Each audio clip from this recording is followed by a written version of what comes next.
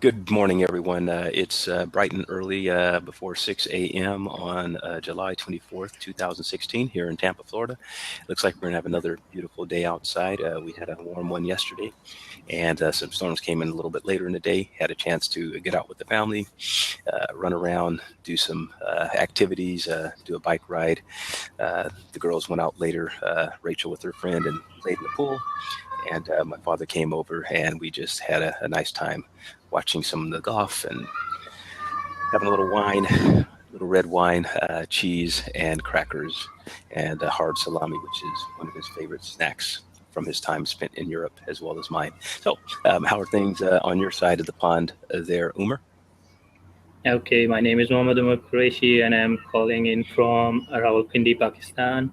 And it's the mid-afternoon here, and the weather is a little hot, around 80 to 85 degrees Celsius, or maybe plus. And things are going pretty fine. It's rainy season over here, and uh, have a quite good day today. Went to jogging, and then read a couple of articles, and then been to work. So enjoyed my Sunday. Excellent. Great. Thanks for joining us. It's always a pleasure to catch up. So we're going to jump right into this. We're going to go walk everyone through the GIVE model. GIVE stands for Gather, Incubate, Illuminate, Verify, and Execute. So GIIVE, two I's. So it's a proven process that has shown to work well in terms of helping people come up with innovative ideas with minimal risk and minimal time. So let's jump right into this. What I'm going to do maybe is just give a quick overview of the graphic that you guys see in the top of the screen here. And hopefully you guys can see my mouse moving around. You can see the red down thumb and then the green up thumb here moving around. So nice and interactive. What I'm going to do is provide a quick overview of the what I refer to as the um, uh, innovation matrix, or the innovation spectrum. It ranges from cautionary to curiosity, right? So high caution on the left side, high curiosity on the far right side. So think of it as a continuum moving from left to right. And then we're going to walk through the GIVE model: gather, incubate, illuminate, verify, and execute. Then I will jump right into each step, and Umer and I will discuss specific experiences and suggestions and ideas and things that we can bring to the table, as well as input from all of you. So with that overview, let me jump into just a quick highlight of the key items here that we'll be discussing. So first of all, think of it this way. When we think of innovation, it's important to first take a checkup from the neck up, as Zig Ziglar, the great sales motivator, used to say, meaning check into your own sense of where you are on the caution versus curiosity scale, because that has a direct impact on your ability to come up with innovative ideas. Um, One thing that we do know is innovation is a process, which means it can be taught. However, if it can be taught, that means that anyone can get better. But in order to get better, you've got to care about getting better, and you've got to try to get better. So those are the two prerequisites. And we found that people who tend to be more towards the curiosity side of this spectrum tend to have more interest in caring to get better innovatively, as well as have more effort in being curious and innovative. And if you don't have those two prerequisites, it's hard to be the best you can in terms of taking advantage of this proven innovative process. Okay, so that's just one thing to keep in mind. And I think this goes all the way back. Yesterday we were talking about all the stages of mankind. So from the very earliest stages, nomadic, we had to be very cautionary, hid in the caves, stayed away from the lions and tigers and bears, right? Those types of things. But those who later explored and became curious were able to go out, find new lands, and consequently, many of those humans over time have survived better than others. We can look at the exploration of Columbus. We can look at the exploration around the world of new lands as we moved out of the the Mesopotamia, Tigris River Valley, and expanded to all the hinterlands across the earth. So, at any rate, curiosity is an important part of innovation, but one has to always make sure, that you don't get eaten by the lion, tiger, and bear. So there are some tools we'll use to make sure that we can minimize the risk, but maximize the curiosity side of things as we go through this model. So keep that general concept in mind. Before I go into the model, let me just go ahead and invite Umer for any comments or any thoughts on that. Okay, yeah, I totally agree with your point on the cautions. Like you gave a good example for the mankind, the one who just hide themselves in the caves, have a high caution, and were low curious to explore the world outside, and they don't have any interest. They have fears in mind, and that's why they weren't able to be innovative or successful. But those who have the curiosity, they got themselves out of the caves, explored the world, got into farming, other stuff, explore out things, learn the things, how it works, check out the seasons and things, and notice the things around themselves. So the more the curiosity you have, the more innovative you become. So all the technology we are seeing today is because of those people who have high curiosity. So they were able to innovate things, and by the time discover, innovate, and experience more things. And that's why we exist today, and we see a lot of these innovations and new technology because of those people who have high curiosity, like Einstein and other physicians and all the scientists and all the people who won Nobel prizes. Right, exactly. Excellent points.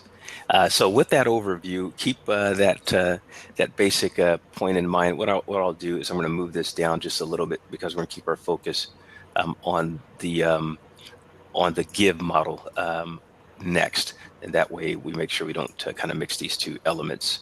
So this model on the bottom again is just something to keep in mind as we go across the rest of this presentation. So it starts with gather. Gather, what do we mean by gather? Well, what we mean is wander the world with an open mind.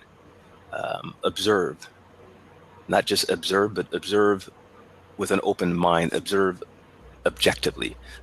Don't try not to observe things based upon your biases. Gather patterns based upon what you see. Um, Once you have these patterns, we'll talk about this concept called innovation prisms. But these different prisms, they provide you a different way of looking at the world, and you can almost think of complex problems that have to be solved with innovations as a big circle. So if you have a big circle, right, one perspective might be your perspective, but to see the full problem, you've got to look at it from many different perspectives, from at least 360 degrees, right? And so whether it's from a perspective of caution or perspective of incremental improvement, or from the perspective of people and human emotions, from the perspective of social and cultural norms, from the perspective of process and innovative, really big breakthrough thinking, you're going to have to look at that problem from all of those different viewpoints to get a complete understanding of the complexity of the problem. And once that complexity is understood and defined, then it will also help you to see patterns in terms of how you can improve it. So that's the gather phase. I'm just going to move through the others real quick, and then we're going to go back in more detail. Next is the incubate phase. The incubate phase is where you just need to get away from the problem. Most most great innovators, such as Steve Jobs, was known to do a lot of walking. My uncle did a lot of walking as well. He's got a very successful telecommunications and television business, a couple of television stations in Chicago, and had an opportunity to work with him. But whenever I met with him, he always wanted to go on these 2-hour-long walks. And I understood that Steve Jobs did the same thing. Um, Einstein was mentioned earlier by Umer. Einstein was known to play the piano to get away when he was thinking about physics. Mozart was known to play pocket billiards as a way of getting away from music and figuring out different ways of coming up with new innovations associated with his classical music. So those are just things to keep in mind. You can't force it. You've got to get away, do something else. And in that moment is usually where the illumination phase then will come. So illuminate, that's when the connections, and that's when the aha moment, the light bulb comes on, and all of a sudden you see something in a different way that you hadn't seen before, and you make that connection, right?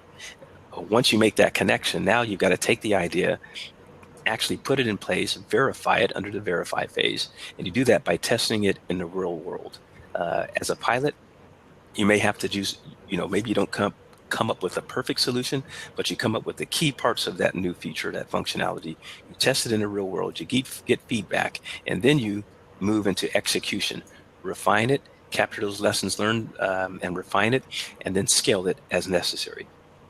From there, you'll then repeat the process, right? You may have to go back to the verify phase, or the illumination phase, or the incubate phase, or perhaps all the way back to the gather phase.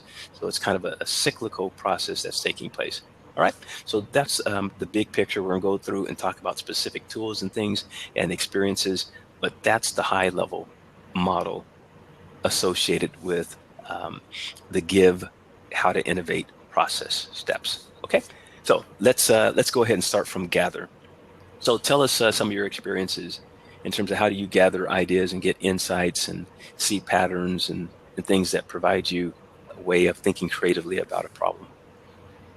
Okay, first of all, to be creative, you don't have to just think about the same thing. If you are, let's say, I'll give you an example. If you're solving a simple mathematical question, if you can't solve it, if you try to solve it again, you'll come up with the same ideas, and you'll just stuck up in a loop. So just give yourself the time, wonder about, and when you came back, you'll start from the scratch. You don't have to see from the back what you were doing, and you'll find a new way to start it. So I see that we sometimes you have to wonder about, see, and the best thing is you observe the nature. How, let's see, if you see how birds fly, you can think of, yeah, man can also fly. Yeah, we can. How we work on the same principle, Bernoulli's equation, and we were able to apply that on the aeroplanes, that the pressure law, the Bernoulli's equation, and that's why we were able to invent the aeroplane, and later on more innovations in it. As we were close to nature, we observed that. So the more you are close to nature, the more you distract yourself from the problem, and try to be just open-minded and observe the problem, not in a way that you are going to solve it, but you just have to think it from a different way. Let me give you just an example. If there's a glass that's been filled with half of the water, let's say you think that you say, if I ask you to comment about the glass, you'll say that the glass is half full. Mhm. Okay, and if you ask me to comment about the glass, I'll say the glass is half empty. So we both are on the opposite sides, but there are different perspectives to see the things. So we have to be open-minded, not being biased, and we have to listen to other people sometimes, not sometimes, every time. When you are in the gather phase, every idea is important. Okay, keep every Mhm. idea, every little idea, even every silly little idea can be important. Just observe everything, gather information, all you have, and then later you can filter out and go to the next phase. Exactly. That's a great point. Thanks, Ricky, for joining us. So we got Ricky, and I believe we still got Long as well. So thanks those for joining us. I'm Frank Shines. We have Umer. I'm in Tampa, Florida. It's a little after 6 in the morning, and Umer's across the pond in Pakistan. And Umer's one of the leading problem solvers and thinkers that I work with on a lot of different projects. So what we're going through today is the GIVE model. So gather, incubate, illuminate, verify, and execute. And we're starting with the gather. So in that gather phase, I think this is really one of the most critical phases. And just to piggyback on Umer's comments, you really got to gather information with an open mind and not restrict any of the ideas to begin with. At a later phase, you can filter out the bad ideas. But right now, open yourself to everyone, every idea, everything, nature, whatever. Um, this to me is one of the biggest reasons why people think that there are certain people that are innovative and they can't be innovative, right? They think it's like magical. The magic of it is most people, most innovative and creative people. And before I went to the Air Force Academy and studied management and engineering and on to Ernst & Young and IBM doing consulting work, I was I was in music and art, and I was a gymnast. Uh, and and as an athlete and an artist, I was looking to go to Walt Disney and do animated graphics for Walt Disney, and was signed up to go to Burnley School of Art in Seattle, which is one of the top art institutes in America. Um, and so I've got a lot of exposure, and I still stay in contact with a lot of my art friends. But when you think about people who are involved in innovation for a living in terms of artistic and marketing types of people and musicians, they're constantly exposing themselves. They're traveling all over the world. They're going into different communities. They're exposing themselves to different ideas and different types of people. They're exposing themselves to not just fashion and music, but they're exposing themselves to ideas around science and technology and around politics and philosophy and economics and religion and social and culture issues. And in that, and by doing that, what they do is they get a wide breadth of knowledge across a lot of different domains. And that wide breadth of knowledge across a lot of different domains gives them a storehouse, a catalog upon which they can draw when the chance or when the opportunity comes.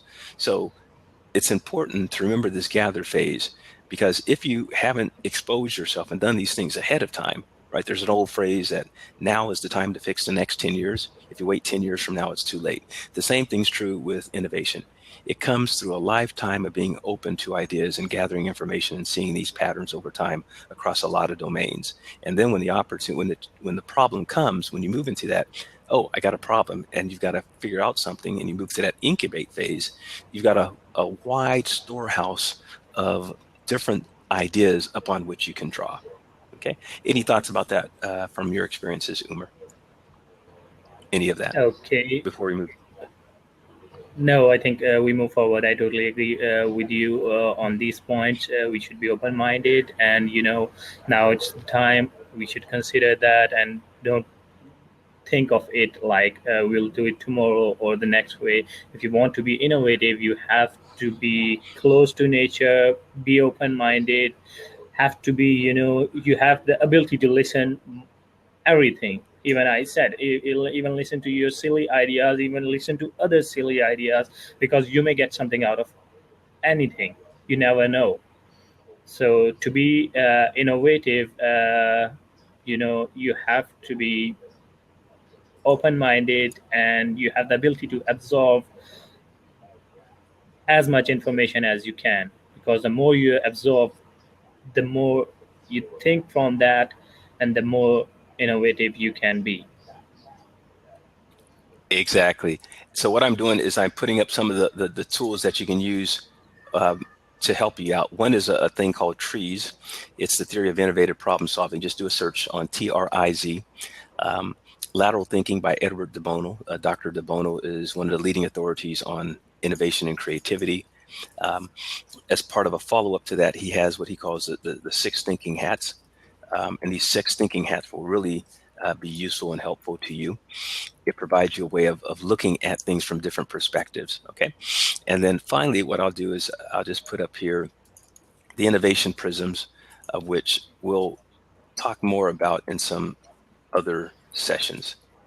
And these innovation prisms are different ways of seeing the world from different viewpoints. So let me just give you a quickie on that. So six thinking hats includes red hat, thinking from the perspective of people and human beings; white hat, thinking from the perspective of a clear slate and just data; green hat, thinking very innovative in the ways that we're talking about right now; yellow hat, incremental like the sun, just incremental thinking; black hat, negative thinking. And negative thinking is only for caution, right? So this is where the caution piece comes in. So you may go through all your green hat thinking and your red hat thinking, and then later you'll do your black hat thinking to filter out the things that might be risky. similar to what Umer talked about before. Okay, so those are examples of the different types of prisms and things that will really help you out. Next, the incubate phase. So we said about the incubate phase, you don't force it, right? You just get out, whether it's in nature or go play sports or take a walk or do a run, whatever it is, get out and do something else. And this part you really can't control. The best we can say about the incubation phase is just get away from the problem and don't force it. If you've done the gathering of the ideas and you've got these different patterns of seeing the world, and then you've got this problem that's working in your head, your body will figure it out. Your mind will work overtime at night and everything else. It'll be looking for patterns to figure it out, but don't force it. Okay. And the more you do it, the faster this incubation process will become and the more effective it will become. Okay. I'll turn it over to Umer for any other comments on incubate phase before we move to illuminate. No, I think you explained it again quite well with the point that don't force it, because if you force it, you'll kind of stuck yourself in a loop and forcing and forcing and forcing your mind. So you are not, you are basically using your mind for overtime and not giving it rest. So it can't perform on its maximum. And since it can't perform on its maximum, so it won't give you the best solution. It's just like a car engine. If you overuse a car engine, it will heat up and don't give you the best performance, and even use more fuel and don't give you the high performance as it used to be when it was cooled down and on the rest.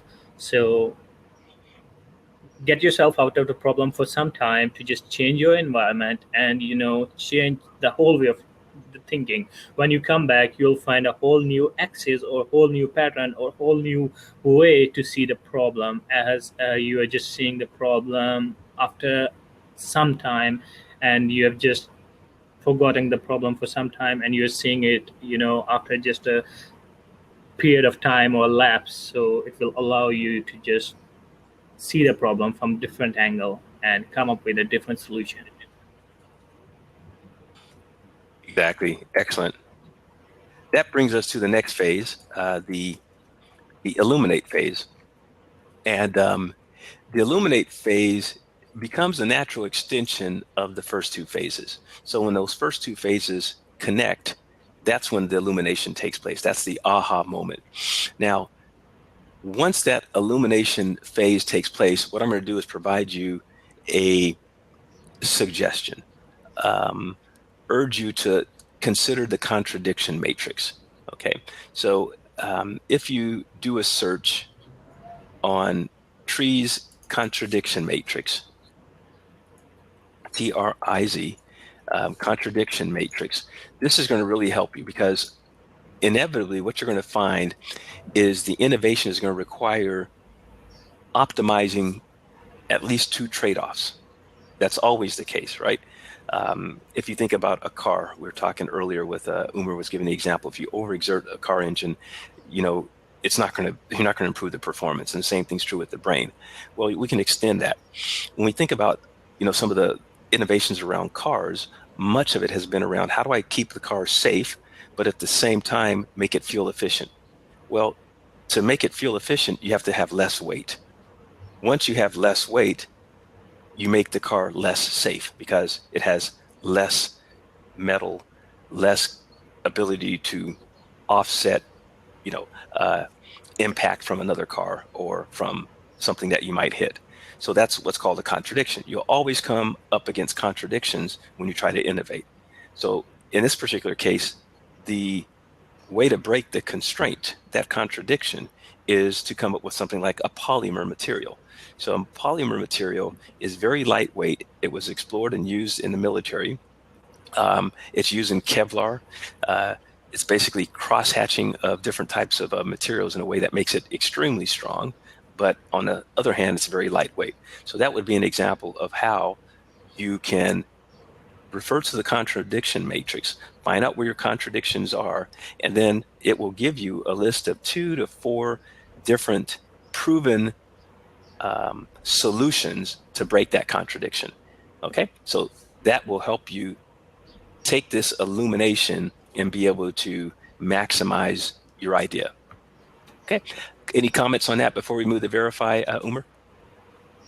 Yeah, it's kind of like trade-off. Like you give the example of the car. If you nowadays we are using the fuel-efficient cars that are using more of alloys than we used to be with the wrought iron or RN.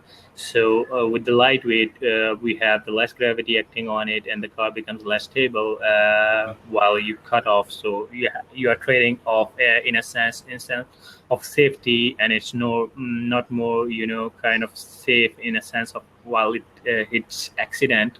So you are trading a lot of things off to save something. So contradiction matrix, if we go over there, there are, like you said, proven solutions. So we can trade things off. And in the illuminate idea, once you gather the information and just don't force yourself into the problem, and just think slowly about the problem, or come up to the problem laterally or with different angles like we discussed. So you'll be able to come up with different ideas, like, oh, I can do that, I can do that, oh, haha, I can do that, yeah, I Right. can do that, I can do that. But once you have a couple of ideas, then you're going to have to think about that. Oh, if I do, then I may have to lose this. If I do, then it may impact that. If I do, it may cause that. Okay, so then you have to trade off and choose the idea that's been the best in terms of trade-offs and the best to you and to get you the best performance. Exactly. Perfect examples. The next phase is the verify phase. So what I'm going to do here is give a few examples to kind of bring the point home. Waterfall versus agile or Scrum, right? Hopefully this will be visible to everyone. Okay, here we go. So let's think about the verify phase. And we'll look at a specific example and a concept around the two examples here. So the traditional way of, let's suppose, rolling out software, enterprise software for large companies or for smaller companies even, or for large nonprofit organizations, whatever the case might be, would be to follow what's known as the waterfall method. The waterfall method means that you've got kind of these toll gates where, first of all, you define the requirements, you collect the requirements, you then go into design and development. You then go through QA and testing, and then ultimately to roll out. So you go through these different toll gates. The problem is that the world is changing so fast that by the time you complete one step, one phase in the process, something has changed. So someone writes requirements. By the time you get through development and you expose the users back to that technology, their requirements have changed, the market conditions have changed, all these things have happened. And so no longer are the requirements any good. It leads to scope creep, and then the project runs over budget and over time, and it's been extremely costly for the way we run business in today's world, where things are much more dynamic. Things aren't nice and stable anymore. So that approach has been proven to be less and less successful. So this waterfall approach has been replaced by the agile Scrum approach, for example. In agile or Scrum, what they do is they borrowed the lessons from Lean and Six Sigma and applied them to software development. And Google and Facebook are companies that do this extremely well. So rather than Google or Facebook making updates, whether it's to their different features and things that Google might do on their search or through their Google Apps or Docs or other little things that they create, their Google News, you name it. They've got a whole X lab that they draw upon. Whether it's Google or Facebook, Facebook releases literally hundreds and thousands of different fixes in a given month. So every day, every couple of weeks or whatever, they're making releases of new features into their software at an extremely fast rate. And the reason they can do that is because they don't go through this long, drawn out, documented phase waterfalls approach based upon the historical or traditional way that we did this type of design. They instead release it very quick, test it in the real world, get feedback, move very quickly, and then they move to execution, capture any lessons learned, because they can see people coming to the website, where they're going, what parts of the website they're getting stuck on, what parts of the app they might be getting stuck on, whatever. And they then make changes very fast. But they do it incrementally so that it's not overwhelming to people. It doesn't come as one big shock or surprise to people.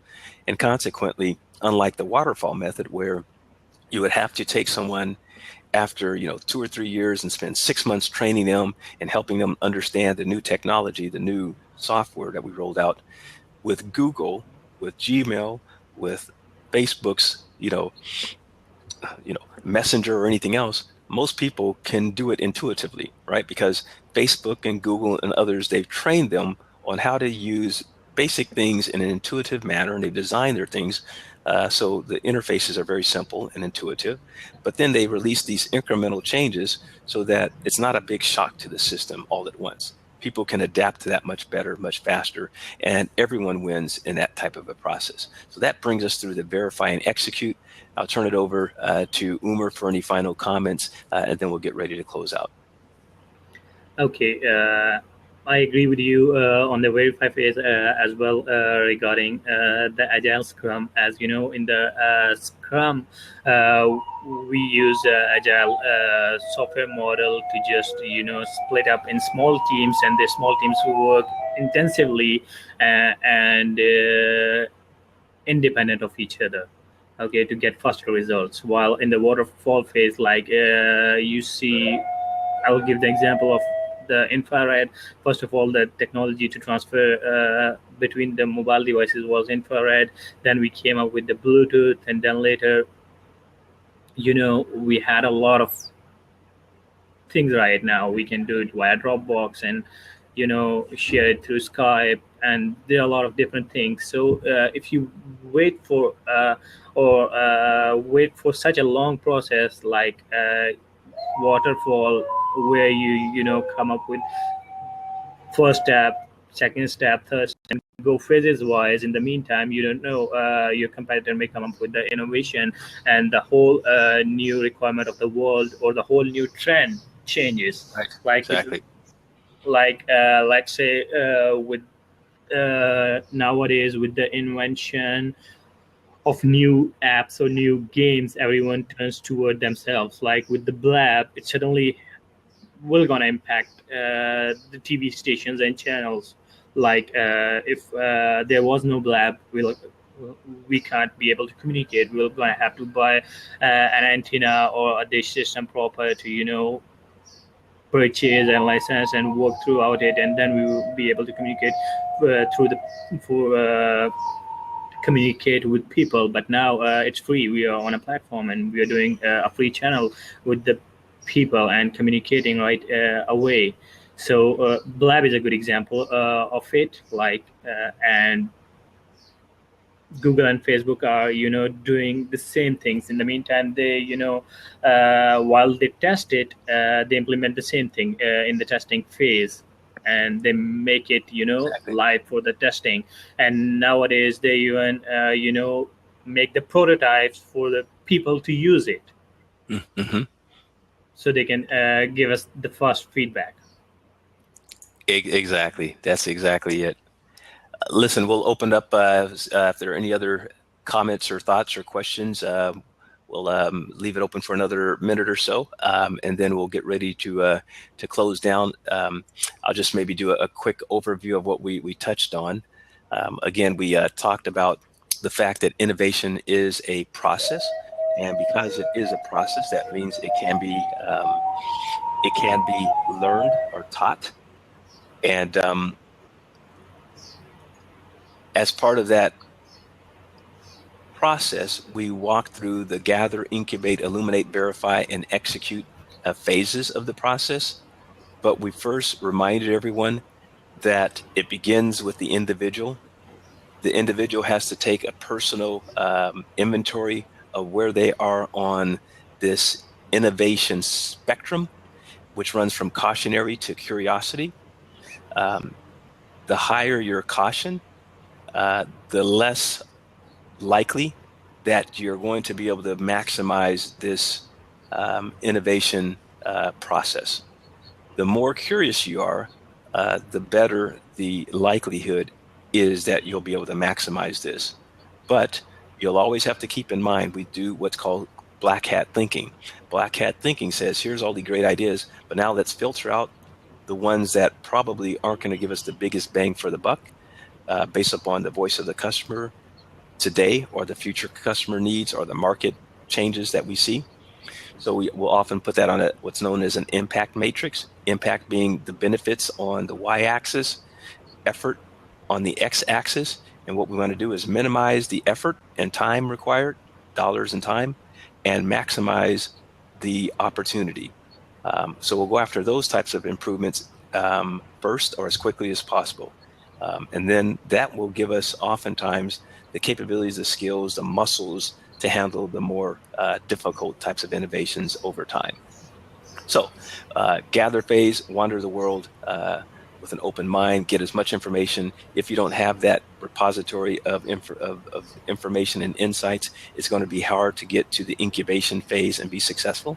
But once you are in that incubation phase, don't force it. Get away, do something else, take a walk, go play an instrument, get involved with sports, whatever it is, and the insights will come in the illumination phase automatically once the connection's made.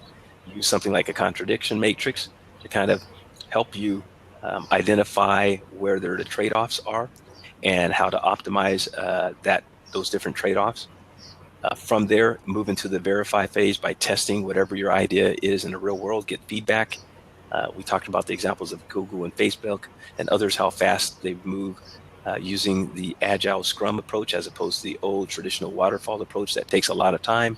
By the time you gather all the documentation requirements, the world has changed, and now you're way behind the curve already. And then finally, execute. How did we capture the lessons learned from our verify phase, refine and scale what we've learned, and then iteratively move back through verify, illuminate, incubate, and gather and re-execute. So that's an overview of the GIIVE, gather, incubate, illuminate, verify, and execution innovation process. We hope it will work better for you than it has for us, but we found it to be extremely effective. I have noticed that we've had a couple of other people who have joined us, so thanks to those who have come on board. Please take your time. We're going to get ready to close here, but you can go back and listen to the full recording for those of you who may have missed the first half. You guys all have a great weekend. It's been a pleasure. Okay, and you guys take care. We'll see you next time. Bye. Okay, bye-bye.